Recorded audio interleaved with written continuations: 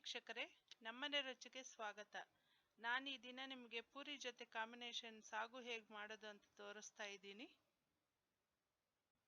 ಬೇಕಾಗುವ ಸಾಮಗ್ರಿಗಳು: 1 cup beans ತಗೊಂಡಿದ್ದೀನಿ, ಅದನ್ನು ಈ ರೀತಿ ಸಣ್ಣದಾಗಿ ಕಟ್ ಮಾಡಿ ಇಟ್ಕೊಂಡಿದ್ದೀನಿ.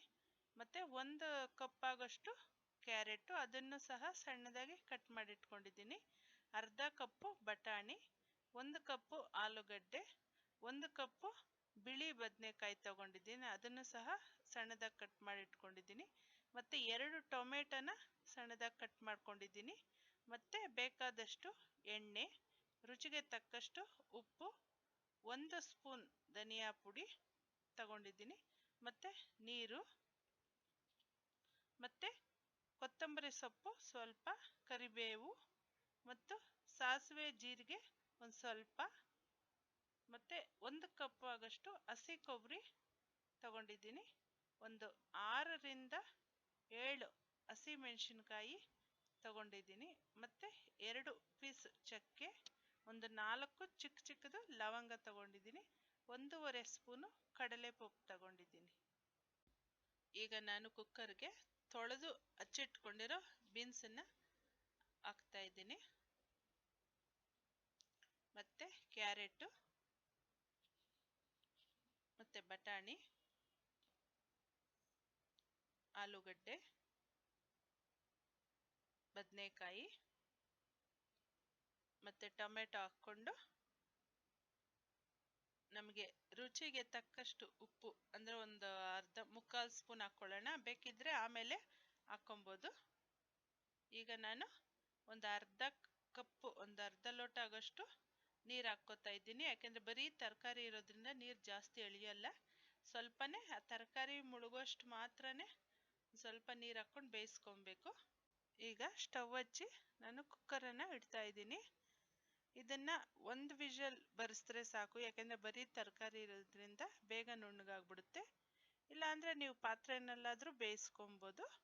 ಈಗ ನಾನು ಇದಕ್ಕೆ ಕುಕ್ಕರ್ ಮುಚ್ಚಳ ಮುಚ್ಚಿ 1 ವಿಷಲ್ಲು ಕೂಗಿಸ್ಕೊಳ್ಳೋದ್ರೊಳಗೆ ನಾವು ಮಸಾಲೆ ರುಬ್ಕೊಳ್ಳೋಣ.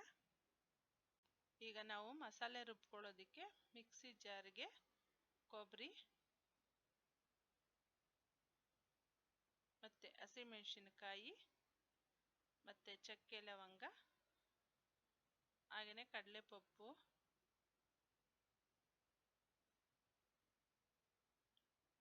ಮತ್ತು ಧನಿಯಾ ಪುಡಿ, ಕೊತ್ತಂಬರಿ ಸೊಪ್ಪು, ಮತ್ತು ಸ್ವಲ್ಪ ನೀರು ಹಾಕಿ ಇದನ್ನು ನುಣ್ಣಗೆ ರುಬ್ಕೊಬೇಕು. ಈ ರೀತಿ ನುಣ್ಣಗೆ ರುಬ್ಕೊಂಡು ಆದಮೇಲೆ ಈಗ ನಾವು ಬೇಯಿಸಿಟ್ಕೊಂಡಿರೋ ತರಕಾರಿಗೆ ನಾವು ಮಸಾಲೆನ ಮಿಕ್ಸ್ ಮಾಡಬೇಕು. ಅದಕ್ಕೂ ಮುಂಚೆ ಒಂದು ಸ್ವಲ್ಪ ನೀರನ್ನೆಲ್ಲ ಬಗ್ಸಿಟ್ಕೊಂಡ್ಬಿಡಿ, ಯಾಕೆಂದರೆ ನೀರು ಆಗಿಬಿಟ್ರೆ ಸಾಗು ಚೆನ್ನಾಗಿರಲ್ಲ. ಬೇಕಿದ್ದರೆ ನಾವು ಆಮೇಲೆ ತರಕಾರಿಗೆ ಆ್ಯಡ್ ಮಾಡ್ಕೋಬೋದು. ಈಗ ನಾವು ನೀರನ್ನೆಲ್ಲ ಬಗ್ಸಿಟ್ಕೊಂಡು ಮಸಾಲೆನ ಅದಕ್ಕೆ ಹಾಕೋಣ.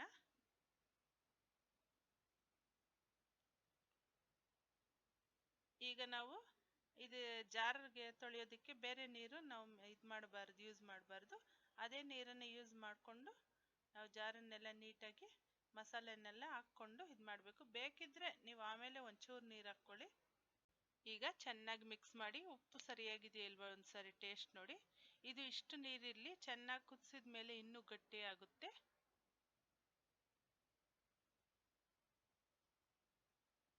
ಈಗ ಇದು ಕುದೀತಾ ಇದೆ. ಇದು ಕುದಿಯೋದ್ರೊಳಗೆ ನಾವು ಒಗ್ಗರಣೆ ಹಾಕ್ಕೊಳ್ಳೋಣ.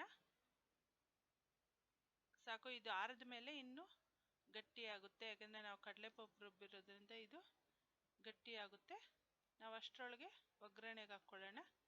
ಒಂದು 4ರಿಂದ 6 ಸ್ಪೂನ್ ಆಗೋಷ್ಟು ಎಣ್ಣೆ ಹಾಕ್ಕೋತಾ ಇದ್ದೀನಿ.